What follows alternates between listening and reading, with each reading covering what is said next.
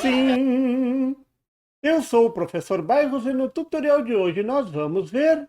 Seguidor desafiou e eu aceitei. Motor DC com desaceleração e descarga do gate. Recentemente eu fiz um tutorial sobre a partida software starter de um motor de corrente contínua. Até aí tudo bem, mas eis que surgem os comentários. E se tem uma coisa que deixa o professor aqui radiante, é ver o pessoal interagindo. Então, comentem mais, minha gente. E não foi só isso. Vieram sugestões geniais. O Lopes 7886 sugeriu um circuito no modo hardcore, onde o motor começa a 1000 por hora e depois diminui a velocidade. Um desafio e tanto, hein? Que tal a gente encarar essa missão e montar esse circuito nesse tutorial? E o Eutimius levantou um ponto interessante sobre a descarga do capacitor, que também vou comentar. Então já sabe, quer ver o professor Bairros feliz? Comenta aí. Se tiver ideia de circuito, manda ver. Quem sabe no próximo vídeo a gente não faz a sua sugestão virar realidade. Bora lá responder os comentários de hoje e colocar a mão na massa. Vamos lá?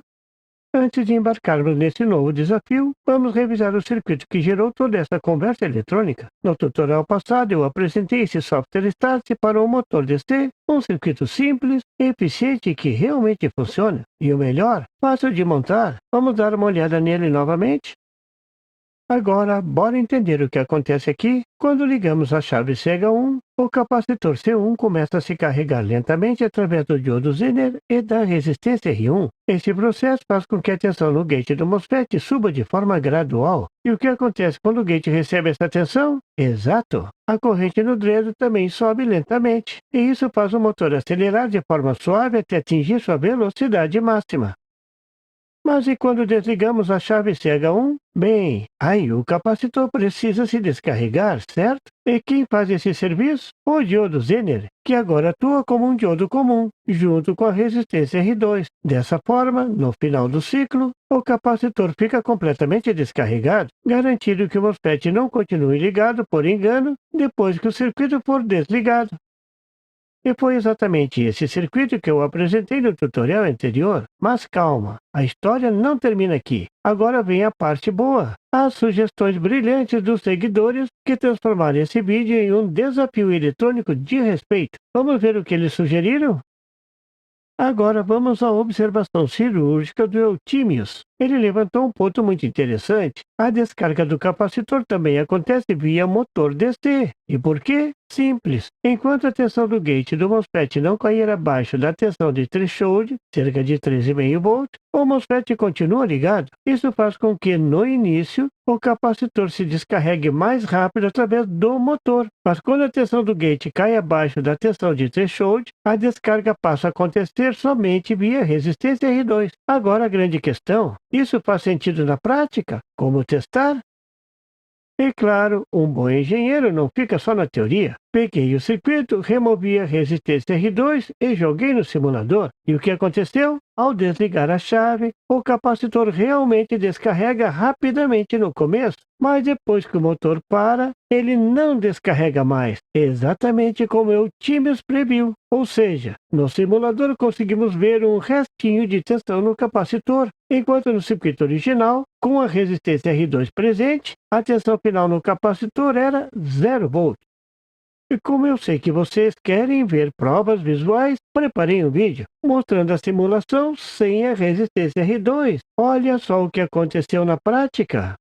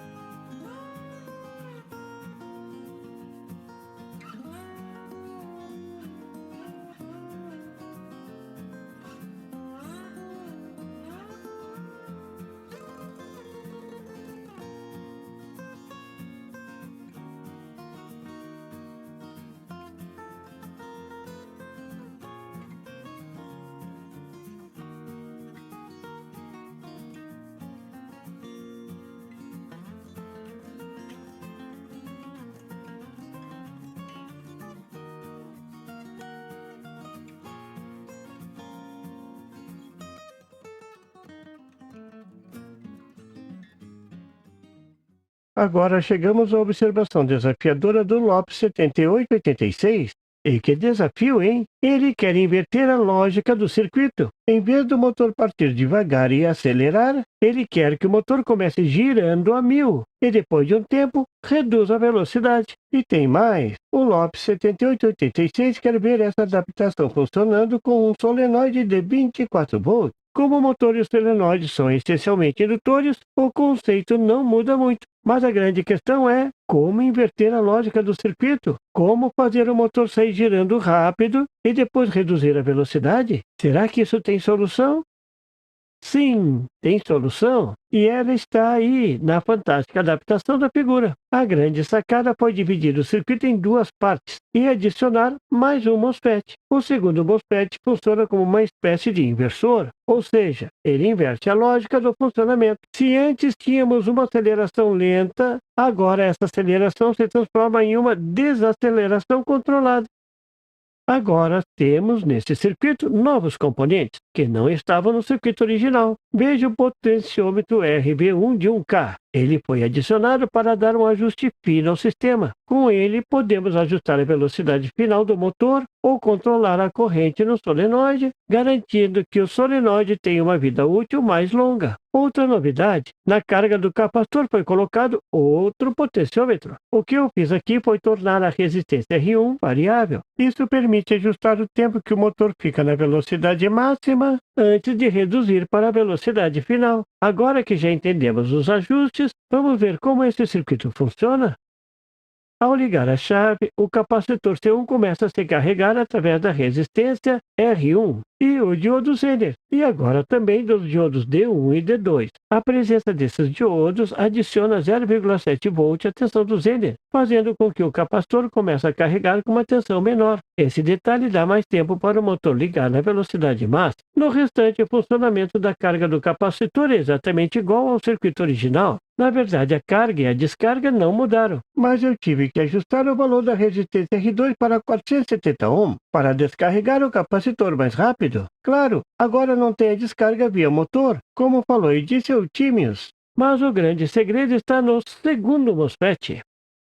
O MOSFET Q2 é o responsável por inverter o funcionamento. Agora, quando o MOSFET Q1 estiver desligado, o MOSFET Q2 estará ligado na corrente máxima. Isso significa que no início do ciclo, logo que a chave for ligada, o motor estará girando na máxima velocidade. E por quanto tempo isso acontece? O tempo de carga do capacitor C1. Simples assim. Qualquer criança brinca e se diverte com esse circuito.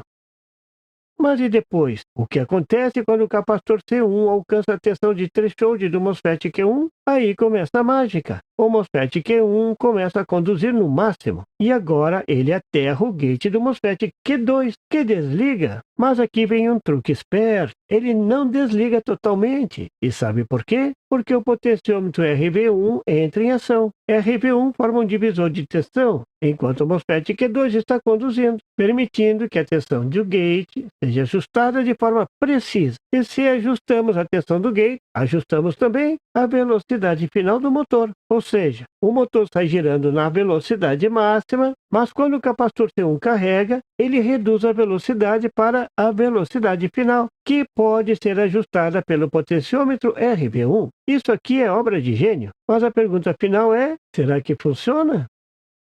Sim, funciona. E para provar, fiz a simulação no software. Afinal, não basta projetar, tem que mostrar o funcionamento. Então, olha só o vídeo do teste e veja o circuito em ação.